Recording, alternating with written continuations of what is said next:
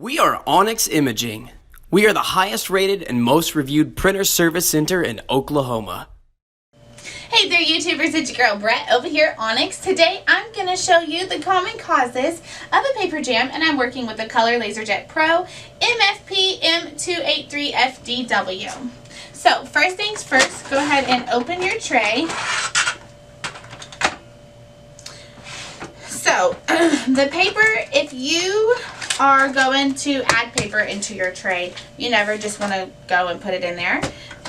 What it does is it can cause the paper underneath it to not be aligned, and then this paper will curl while the printer is trying to pick up the paper and result causing a jam. So first thing you want to do is take your old paper with your new paper, stick it together, fan it out. Sometimes the condensation in the air can cause the pages to stick together, and then go ahead and realign it. Then put it in your tray all together. Another thing is these little tabs right here, these are your max level indicators. You never want to fill over that.